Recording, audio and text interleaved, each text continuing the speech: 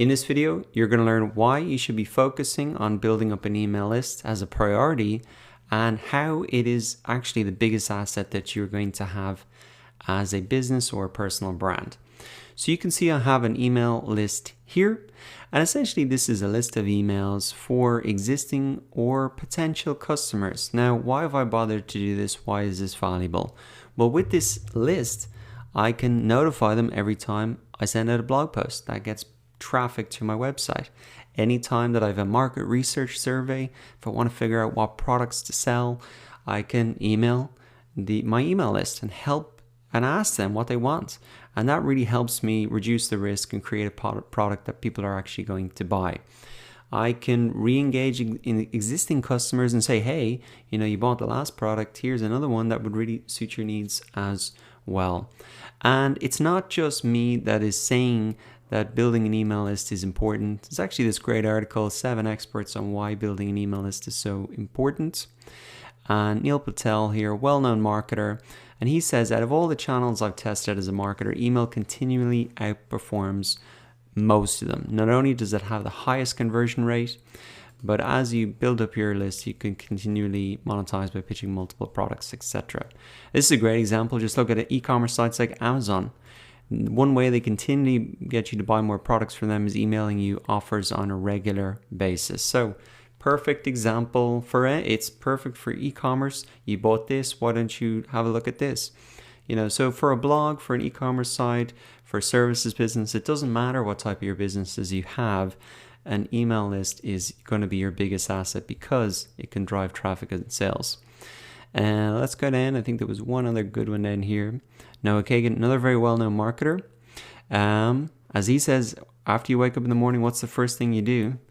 I know it's for me, it's checking email. I'd have to agree to that. I check my emails first things in the morning as well. And he is a 7-figure business, and 90% of their revenue comes from emails. So if that rings true for you, you check your emails a lot. I definitely read all of my email subject lines, even if I don't open them.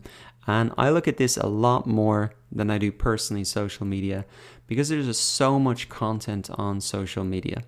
And that's the maybe final reason you want to build up an email list as essentially an insurance policy. Because on Facebook, there is so much content being submitted that Facebook have to filter content down. And so they're only going to show the most highly engaged content in someone's news feed. So even if you build up an audience on Facebook, you make a post, not everybody is going to see your post because Facebook have to filter it down. There's just too much content. They have to protect the experience of the user. Not so with an email. When you send an email, it's going to hit the inbox of everybody on your list. Whether they open it or not, they're going to see it.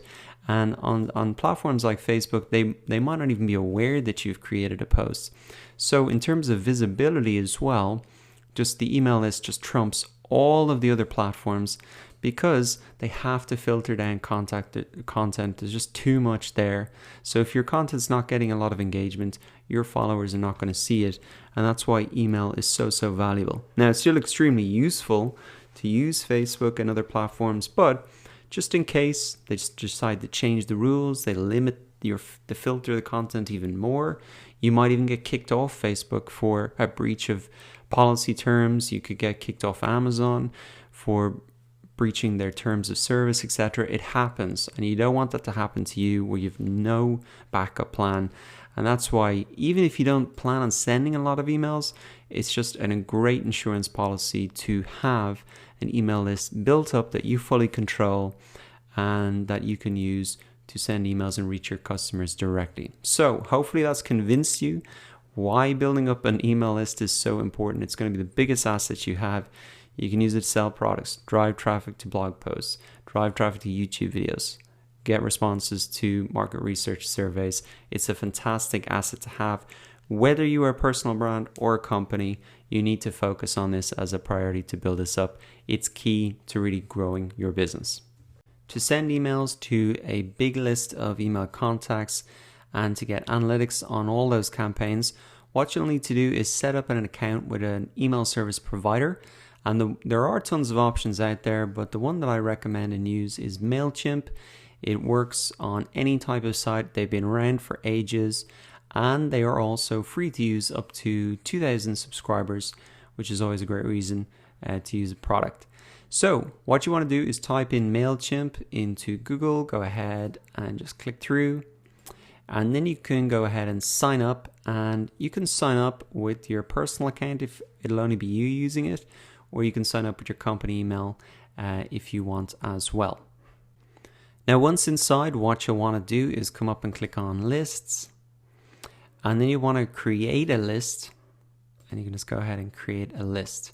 So by creating a list, we'll be able to send one email to everybody that's on our list.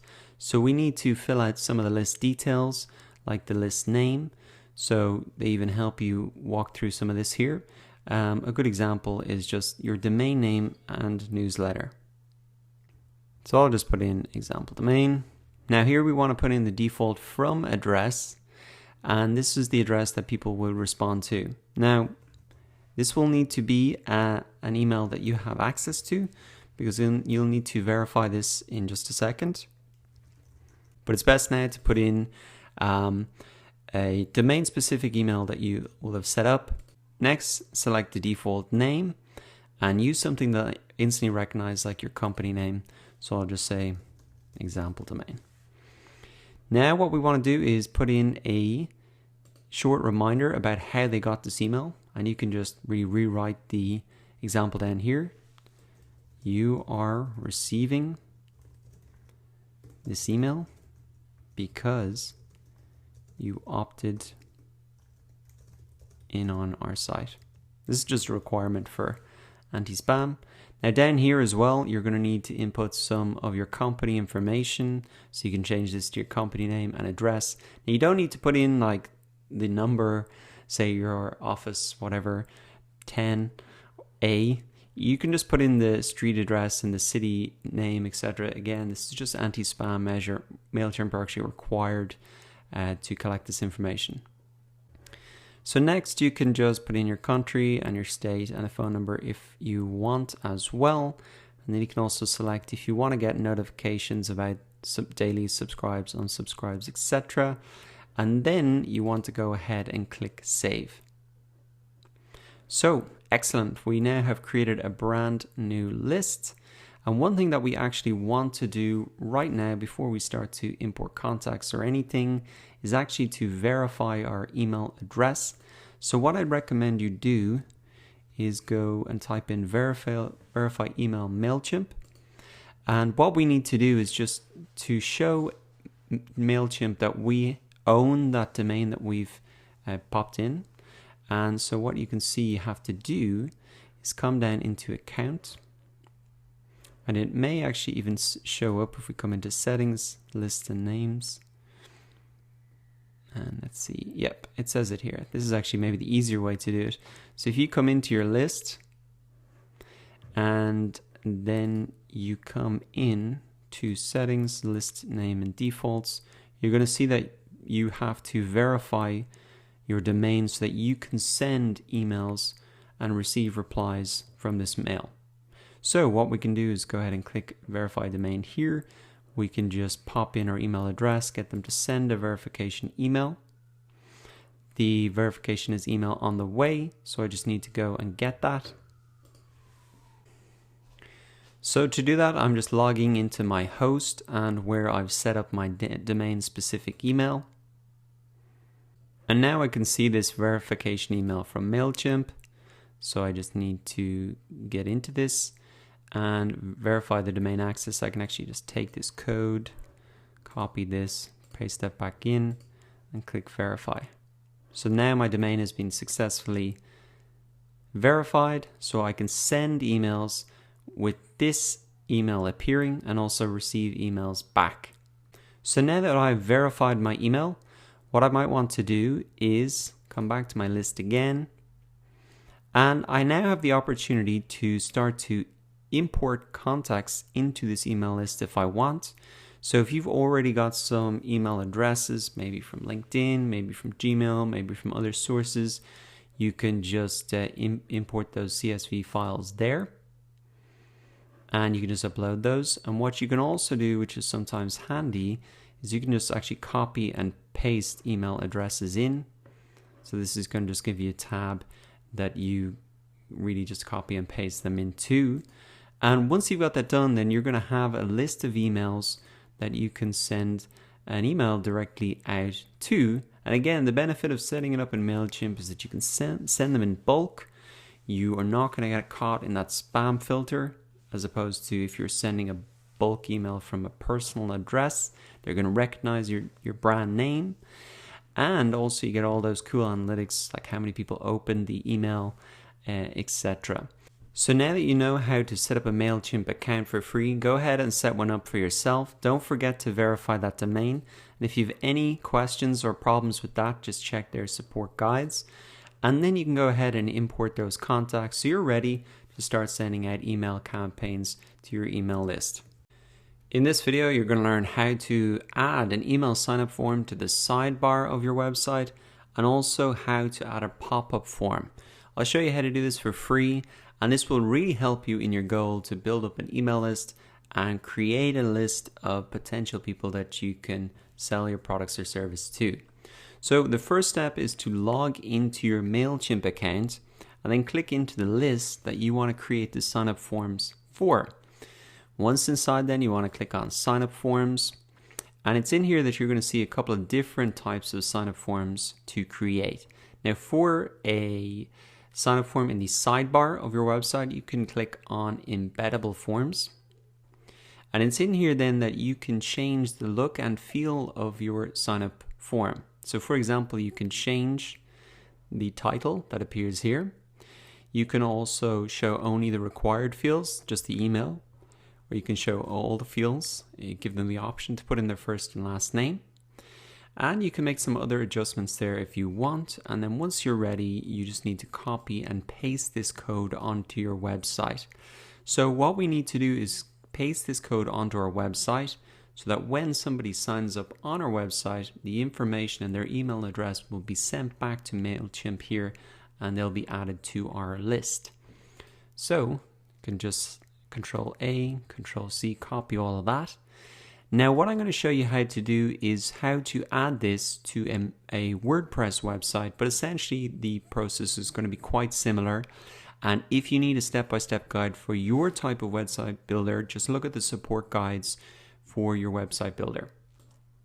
So what you'll need to do is come in to log into the back end of your WordPress website. So I'll just do this now. And then for a WordPress website, you can come down to Appearance and Widgets. Now the layout might be slightly different depending on the theme that you have for your WordPress website, but I'll just walk through the steps here. They're essentially going to be the same. And you want to really add a widget to your sidebar. So a widget is essentially just a little feature, and you can do that by adding a custom HTML. Then we want to copy that code, paste that into the custom HTML widget there, and click Save.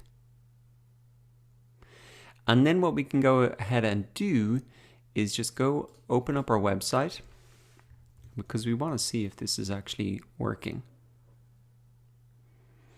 And there we go. There is our email sign-up form in the sidebar of our website now.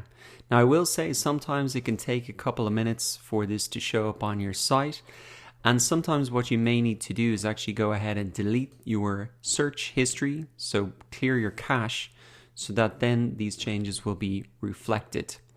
So now that we have got the email sign-up form in the sidebar of our website, let us go back and look at another type of email sign-up form you can include. So we're going to come back to our list. We'll just start the process again. And then we're going to come to sign-up forms. And then in here, we want to do a subscriber pop-up. So we want that pop-up. You've probably seen them everywhere. And so if we want to put something like this on our site, we could do that. Now actually you can change the image here and upload that. I've actually uploaded this previously. So you can upload an image, something similar to that. You can again change where this appears on the website, and it can give you a preview of that. It'll also give you a preview on mobile.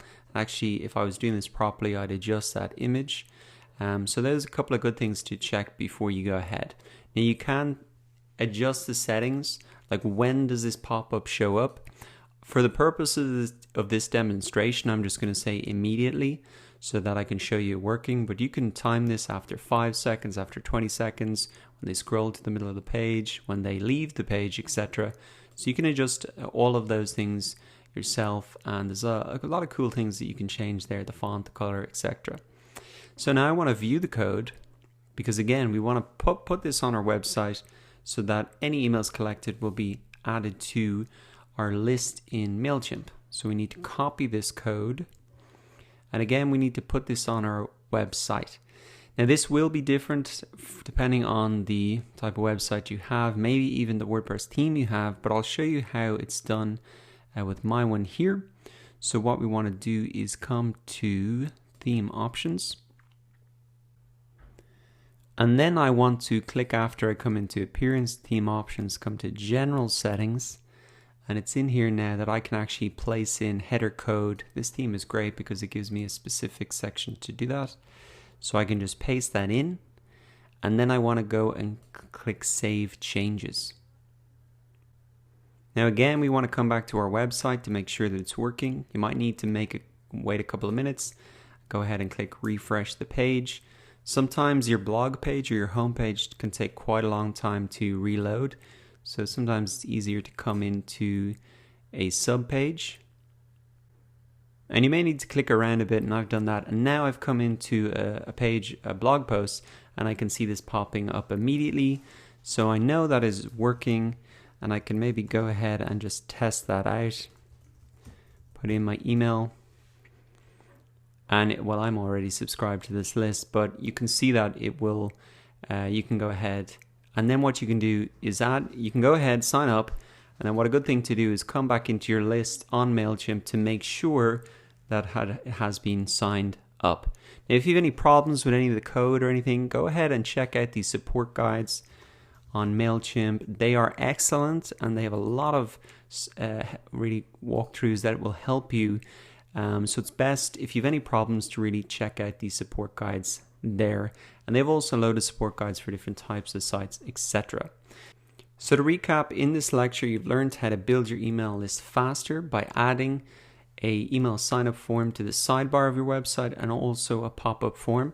So come in to MailChimp, get the code, and put it onto your website following the steps that you've learned in this video. In this video, you're going to learn how to capture email addresses without needing a website. And I'll show you a perfect example of this. Here is a Twitter page. You can see that they say in their bio here that they're working with entrepreneurs to solve the world's hardest problems. Follow along through our weekly newsletter, and then we can see a link actually here to a standalone page where we can sign up to their email newsletter. Now you can see this is not going to their website. It's just a page where you can sign up to their email list. So this is an extremely handy way to connect or to collect email addresses even if you don't have a website. And so in order for you to set this up for yourself, you firstly want to log into your MailChimp account and then click into the list that you've created. And you want to come down to sign up forms, and then you want to select general forms. Now it's in here that you can design your own standalone page like this. You can see here that they have edited the list name. So if you want to do that, you'd need to go back to the list and edit it there. But then in here, what you can also do is add or remove any fields. So let's say I didn't need to collect their phone number. I could remove that and then click delete, and that will be removed. Now what I can do is take this link and paste that in my Twitter profile, Facebook profile, really anywhere in content that I've created to encourage people to sign up to my email list. So it's a very handy feature of MailChimp, and it makes it incredibly easy to collect email addresses even if you haven't got a website set up.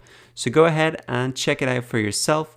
Once again, you want to come into your lists, then you want to come into sign up forms, and to do this you want to look at the general form, and you can edit it in there. In this video, you're going to learn how to create an email campaign with MailChimp so that you can promote your blog posts to your email list, so you can promote products, market surveys, etc. The process is all the same, and it's really, really simple to do. So what you want to do is log into your MailChimp account and then go ahead and click Create Campaign. Then we want to select Create an Email Campaign. And what you want to do then is put in the campaign name. Now, I always recommend that your campaign name be the same as the subject line that you're going to be using for the email. So I will just put in an example here, how to capture emails without a website. Then click Begin. And I'm going to, by default, this will show and send it to your entire list. And I'd recommend that you do that if you have a small list. If you have a very big list, you can start to segment it down if you want and send only this email to a certain segment of your audience. But for the most part, you'll probably be sending it to the entire list, and you can leave that selected and then click Next. Now in here, we want to fill out a little bit more of the campaign info. So as I said, I'd recommend that you use the campaign name, the same as the subject line. You can just edit those if you want. Next in, you want to add some preview text, and this snippet will appear in the inbox after the subject line. So what you might do is, if you've quite a long subject line, this probably won't even show in the inbox. But if you've got a very short email subject line, you can add this in. And again, you want to think about this in the same way as the subject line.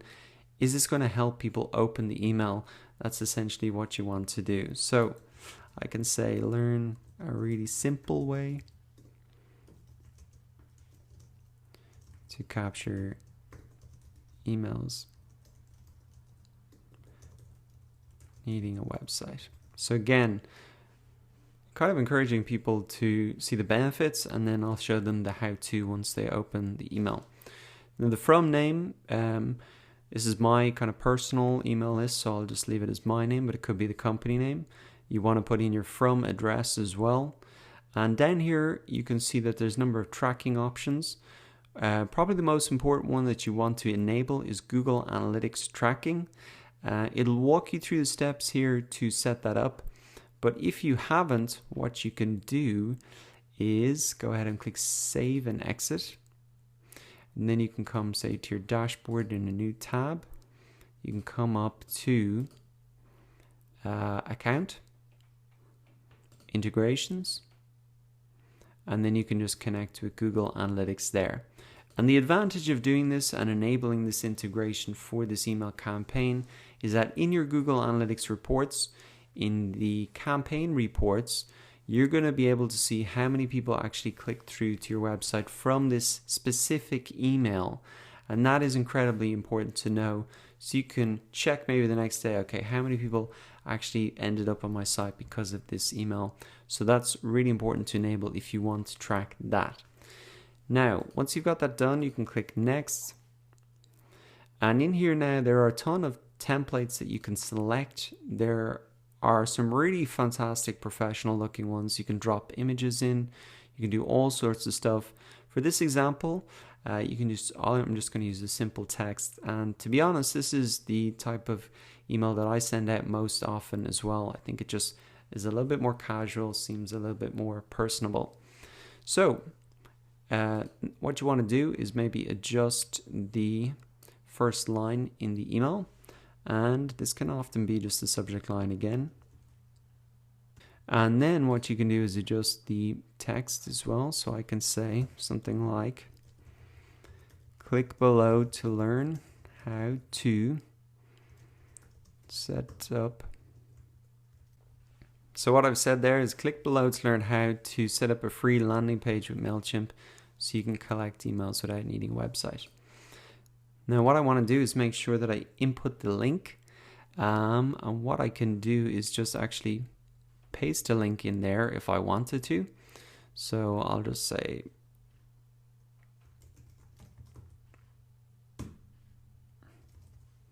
and what we really want to do now is just make sure that we actually put the link in there. So insert the link and insert that there. We can see that goes blue, so we're all good to go.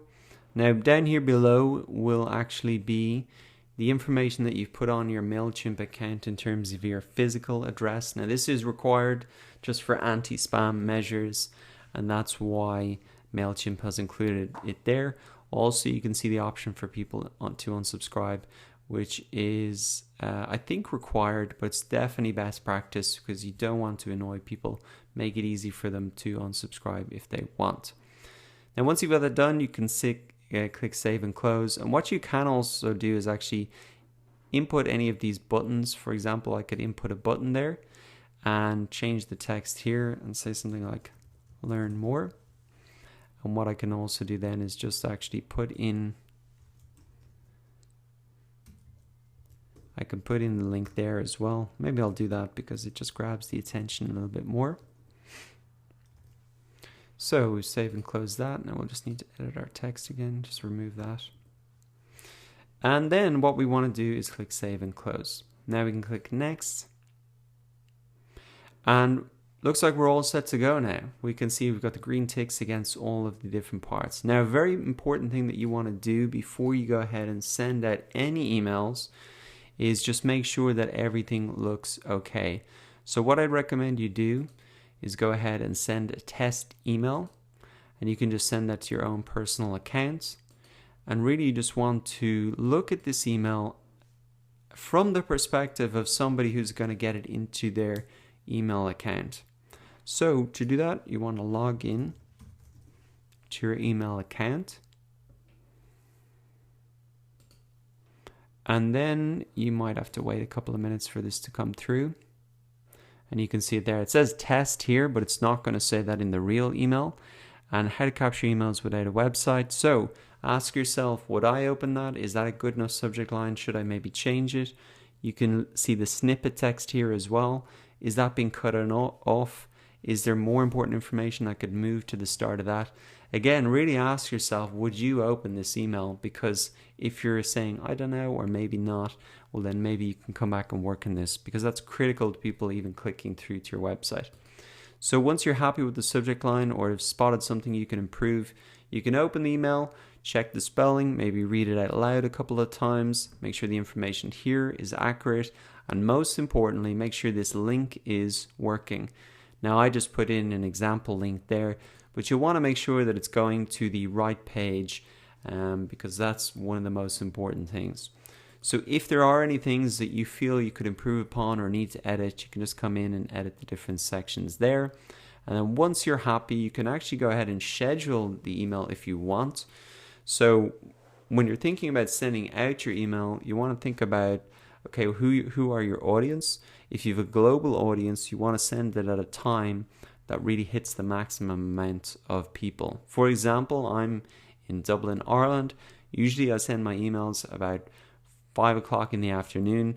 That's usually about 9 o'clock in San Francisco, about lunchtime in New York, and that allows me to cover the maximum amount of people that I can from my audience. You don't want to be sending your emails when everybody's in bed, etc. So if it's hard for you to manage the time, you can schedule it, or you can go ahead and click send now, and then you can just go ahead and click send to send that out.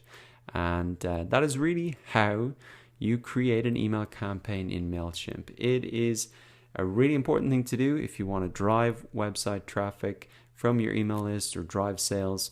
So it's a simple process. It's really the same for whatever objective that you have. And the most important thing, once again, that I would recommend is that you go ahead and send that test email every time. I guarantee you're going to spot a couple of things that you could improve upon or a couple of mistakes to edit before you click the final send button. In this video, you're going to learn how to write better email subject lines. And I want to show you a really cool trick that you can use right away to really find out how to write email subject lines that get opened. And that's the critical part. So what you should do is come into your own email account, and like I've done here, I have a folder full of all of the emails that I've signed up to. And what you want to do is look down through this list of emails. You can see a ton of these emails I haven't opened at all, but there are certain emails here that I have opened. And these are the ones that you really want to focus on. So if you've opened the emails, well then obviously that is a subject line that gets opened. And so you can just take these subject lines or model them and use them for yourself, and you're going to have a very good chance of those getting open. So essentially you're looking at what is working and then you're just applying it to yourself. That's a lot easier than talking about the 10 things you need to do, because look, this is proven. And let's take an example of this now. 7 prediction trends for tech in 2018. Now, why did I open this? Well, number one, it starts with numbers, and that's a great way to spark curiosity, because I really want to know what are those 7 things. And they're also trends for tech in 2018. So if these are trends, well, maybe I can jump on them, maybe I can benefit from them. It just sparks a lot of curiosity, because I would like to maybe get ahead on these trends. It's for 2018. This was sent on the 6th of January, so it's quite timely. It's a well-timed email. And I want to open it because I want to know what the 7 trends are. So how could you use an email subject line like this for yourself? Well, you could do the 7 prediction trends for digital marketing in 2018, 7 prediction trends for yoga, whatever, personal finance, whatever your niche is, you can take a subject line like that and just apply it for yourself. Again, starting with the numbers is really a great thing for email subject lines, because it sparks that curiosity, and I want to open the email in order to find out. Now, this is absolutely critical. Email subject lines, look at all these emails here that I haven't opened. Now, for these email senders, they haven't gotten me to open the email, so they've no chance of me clicking through to their website or buying their product. So really, email subject line is something you should spend a lot of time thinking about, because if they don't open your email, then everything you've done after that is just wasted. So that's why coming in and to your own email, seeing what you've opened is just one of the best ways to see what works. And if you're working in a company, this can be a pretty cool way to just sit everybody down, do this exercise, say, hey guys, open your emails. Let me see the emails that you've opened, because I want to take some of those headlines and use them for ourselves. Here's another example. This is completely other side of the spectrum. There's no numbers in it, but again, it's from this guy, and he said, are you there, Dara? So I know that actually when I opened this email, that because I'd given my email in his email sign-up form, this is kind of an automated email. But I was like, oh, is this do I know this person? And he just said, are you there, Dara? So again, it's that kind of curiosity. He addressed me personally, and I opened that because I wanted to say, oh, is he addressing me personally? Or, and I had to open to find out. So again, I had to open the email to find out. And it's another way of sparking that curiosity, just having a very casual question.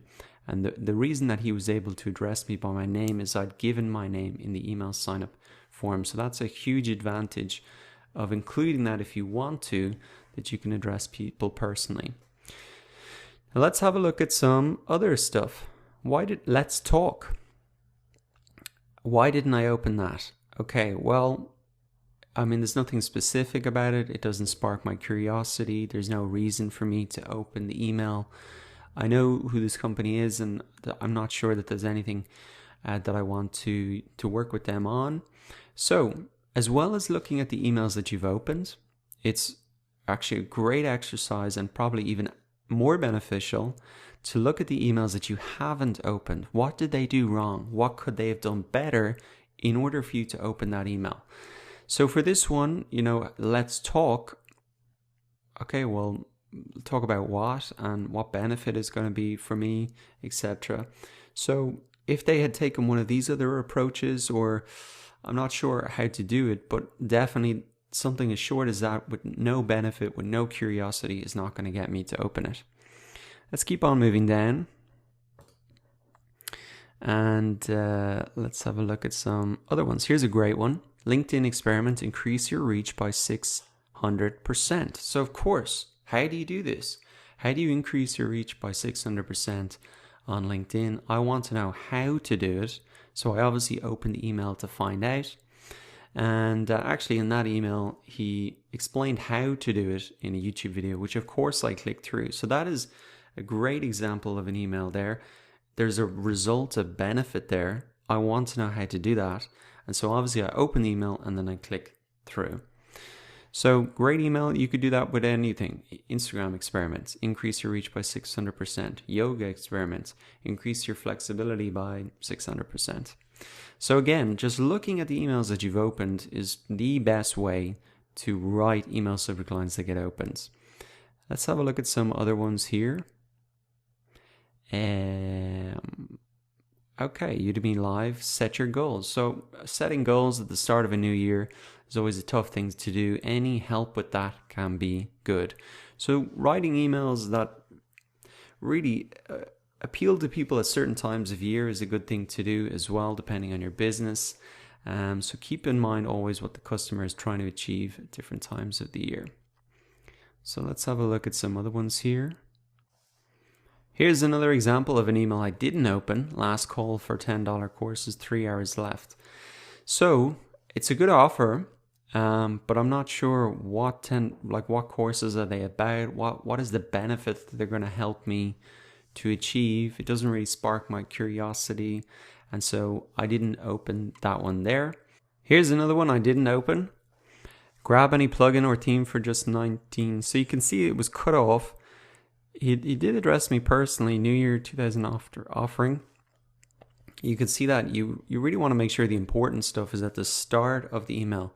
Maybe if it was grab any theme or plugin for just $19 and then it had a limited time frame, so like 3 days left, then that might have got me to open it up. Or if they said get these 10 WordPress plugins for just $19 each or something like that, well, maybe I've been like, okay, what are those 10? Because maybe I should get them while I have the chance and while the offer is there.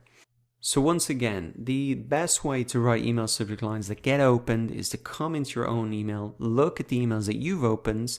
You can ask team members to have a look into their inboxes, and also look at those emails you haven't opened and really understand why, and avoid doing those things for yourself and continue to do what is obviously working and what you are opening. So hope you enjoy that tip. Go ahead and use it right now to write better email subject lines, or put it in your back pocket for later.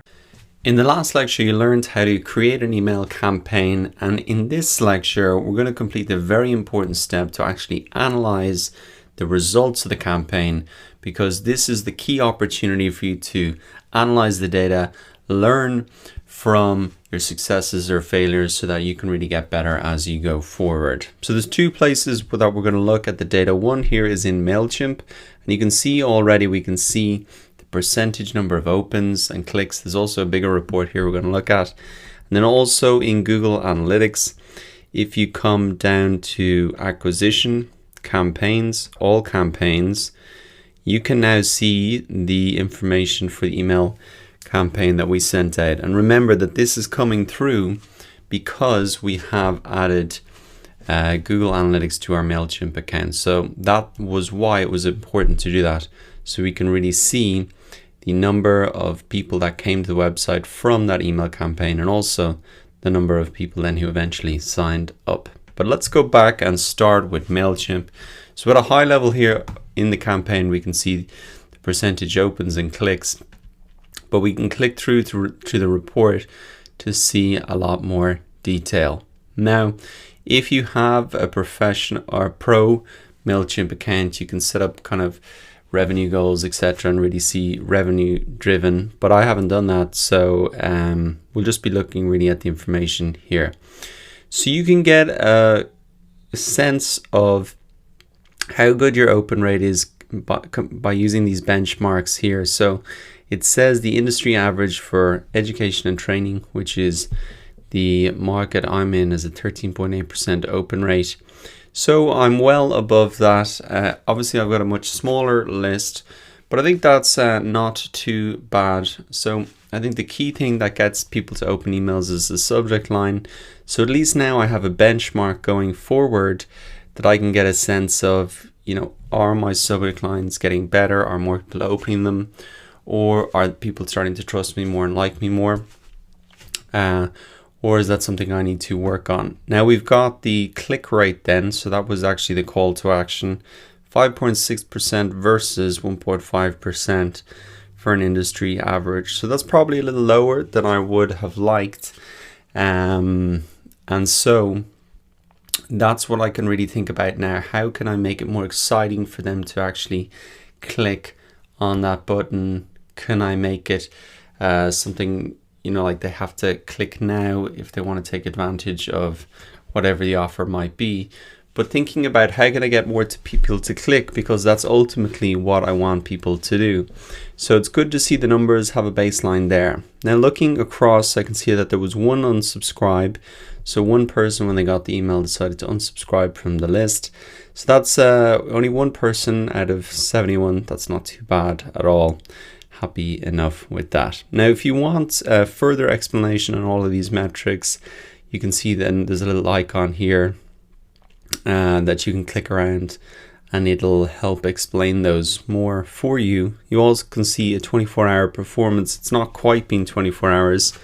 It's been about 12 hours since I sent out the email. So I would expect these numbers to bump up a little bit over the next few days, because not everybody opens the email on the minute it goes out. They can come back to it later. But interesting to see that about an hour after I sent the email, there was a spike. So maybe next time I will push my email campaigns to be in 1 hour later, and perhaps then that is a better time where I would get more opens. So there's some great information here in this report alone that can help you improve your next email campaign, for the subject lines, getting people to click that call to action, the time that you send it out, etc.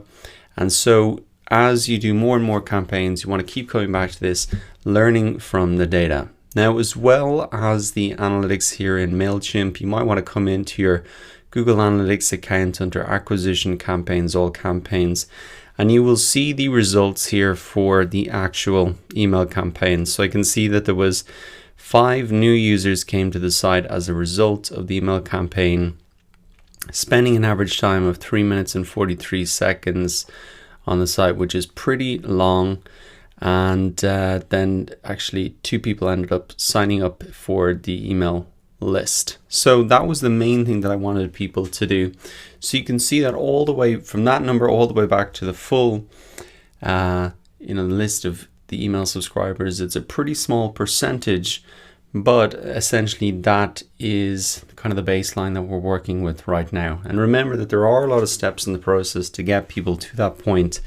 And if you can tweak all of those steps in the process, and then you're going to get better results. As well as email being a source of traffic, we can use email and the figures we've got here now as a baseline to compare our other sources of traffic, whether it be social media, wherever. At least we have a great baseline now to compare them with. And so that is really, really useful to have. So that really wraps up this whole section on email marketing. This is a very important piece of it, understanding and analyzing the metrics. And that is how you're going to learn. If you're not quite happy with the results that you got, don't view that as a failure. View that really as an opportunity to learn.